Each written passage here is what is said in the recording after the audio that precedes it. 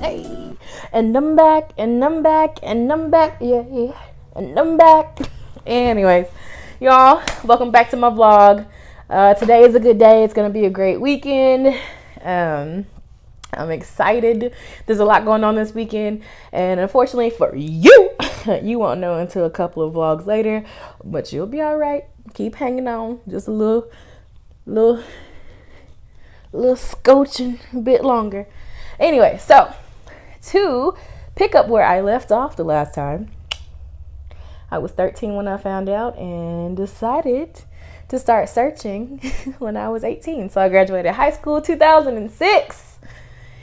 In 2007, I took the leap of faith to go ahead and try to find my biological mother. Now, let me say this, and I'm going to say this and be done for right now. In the paperwork that I had, it said that my biological father did not present himself. That's another story for another vlog, so you'll have to wait on that one as well. But because the child study gave me the name of the place and just a little bit of information, I had just a taint, a scotching, about, you see that between my fingernails, about that much information I can go off with a close adoption. So 2007 rolls around, and I decide, you know what? Let's do this like Brutus. Okay. So I contacted the adoption agency, and let me just point this out about myself now, because you're probably going to hear it a lot. I don't expect anything. I never, ever get my hopes up, because I've learned, and people say I shouldn't do this, that I should get my hopes up and this and the third. But listen, for me as a person, the person I am, I would prefer not to get my hopes up. So I tell myself, you're not going to find anything, nothing. It's just going to be the same information you already have. There won't be any updated information. She's probably not even looking for you. I mean, listen, she gave you up for adoption. But this is the reason why I did it. I wanted to know why I was given up for adoption. I wanted to know why me, when she had kept my older sister. Because in the child study, it said that I had a older sister. She was 17 months older than me, and she kept her, but she gave me away. So, I mean, yes, it says she was 18, but you know, as a still a young adult, still child in the mind frame wise, when it comes to stuff like that, you're thinking like, what is it about me that was it me? Was it something that you thought? Was it because of my biological father, because he didn't want to be in my life, because he didn't present himself, that you couldn't handle it? There's so many questions that I had and wanted to ask. So I was like, I'm never gonna know until I try to find her.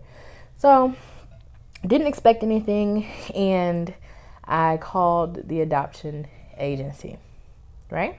So I called, and at that time it was Miss Rhonda, who was was the director there at the time. And surprisingly, to my surprise, in 2005, my biological mother had actually updated her information. So now I'm all excited, right? I'm like, well, if she did it in 2005 and it's 2007, that means that she's actually actively looking for me, that she wants to connect with me. So that means I can find her sooner than later. And then I'm excited. With that information from the adoption agency, I found out her first name, my older sister's first name. And then I found out that I had other siblings as well, half sister, half brother. And I was excited because we've always been big on family. Like, the family that I was adopted into is a huge family, loving family, and I'm all about it. Like, I just want to know who you are, where I come from, this, that, and the third. So, I talked to Miss Rhonda then at that time, and I told her that I was interested in, actually meeting her.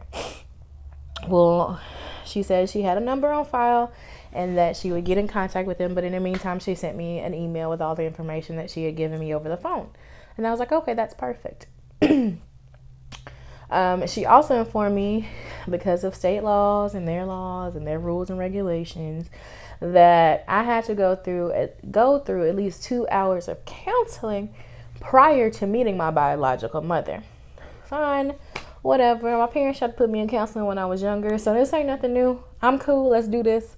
Let's do this like Brutus and get it over with, because I got so many questions and so much I want to ask and know. Let's just get it over with. So I waited a little bit, and again, y'all, I didn't expect. I know she updated her information, but I also didn't expect 2 years later for her to be like, yeah, let's do this. But that's exactly what happened. Ms. Rhonda told me that she wanted to meet, and that we both would have to do the counseling on both of our ends before we actually had a meeting. So I was okay with that. So I did the 2 hours of counseling. I prepared myself. I was in college at this time at a little community college in El So I prepared myself, did that prepared myself for the counseling and everything. So we set a date. I don't remember the exact date at this time, sorry. But we had set a date, and y'all, I'm telling you, I don't get my hopes up for a reason. So one night I came home, and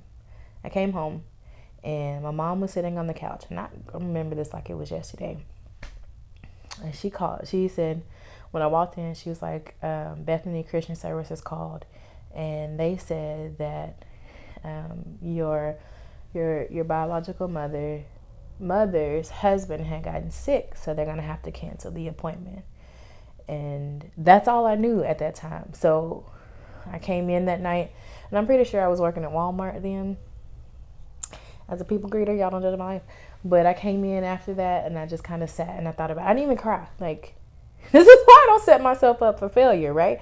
I don't get my hopes up for anything. So I didn't cry that time. I didn't. I figured out that he was diagnosed with pancreatic cancer. My dad being a medical doctor, of course, he told me, when it comes to that it's not always the best outcome, if you get what I'm saying here. So that was that. First time I had a set up meeting, it didn't happen. And I can't lie and say I didn't get discouraged, because if you're watching this and you're going through the same thing, or you're searching, or you're emotionally you're drained, it's gonna happen. It's gonna happen, and you just have to stay on the positive side of things. And listen to me, Miss Negative Nancy, telling you to stay on the positive side of things. But honestly, that's the only way you're going to be able to get through it. If you sit here and you think about all the negative things that could happen, that did happen, that are going to happen, let me tell you, it ain't never going to happen. It's never going to happen. So I did get into a little down place for a little bit. I was like, you know what? She wanted to find me. She wanted to meet up. We had a meeting.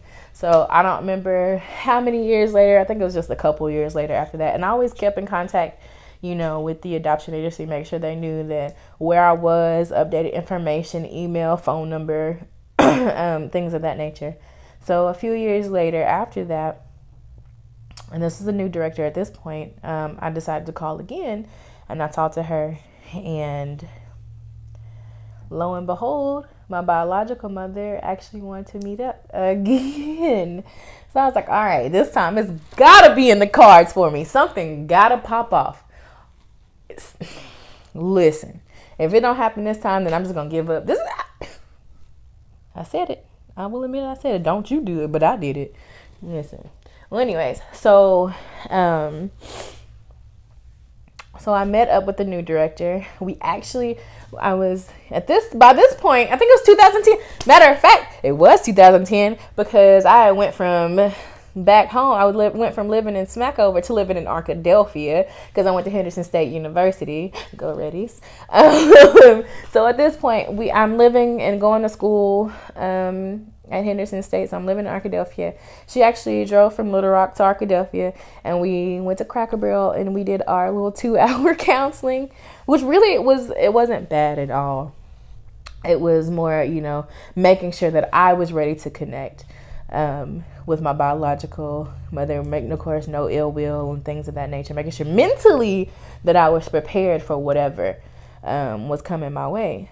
So we did that, and she was like, okay, well, we have it set for such and such date, and we'll see you in the office on that date. And I'm all pumped and excited. this, that, and the third. So before, I think it was before the day of the meeting, it was something happened. And I remember them saying that my biological mother was helping my sister move. Or something along those lines. It was something along those lines that was going on, and they were like, well, she said she's keeping contact, and here she gave her number, so she'll call us back with information. So it's like, okay, cool. Well, then next thing you know, no meeting. Somehow, some way, and this is what I was told via the Bethany Christian services, was that contact was lost, and either they had the wrong number or something happened, and the meeting never happened. So this is 2 failed meetings at this point. And again, I got into that place where I was discouraged, but something told me not to be completely discouraged because my time was coming. Everything happens for a reason. Everything happens on God's time. And I told you before, I'm a real churchgoer, or was a real churchgoer. So I firmly believe in that things happen for a reason, and God works in mysterious ways. So I kept that in the back of my mind. I was like, she wanted to meet me twice, so there's not a lost cause. It's not like she didn't want to. So I made it my point from 2010 up until 2010 to 2000. So for the last 7 years, I made it my point to call in every other month to update my information. If I had moved, I still made it my point to see if she had updated information. I even reached out to see if I can get even my foster parents' information, because if it wasn't meant for them, I never would have known as early as I did. I wouldn't have the memories that they provided for me. So I wanted that information too. But every time I called, it was the same thing. It was, she hasn't updated, no one has contacted. If we hear anything, we'll give you a call back.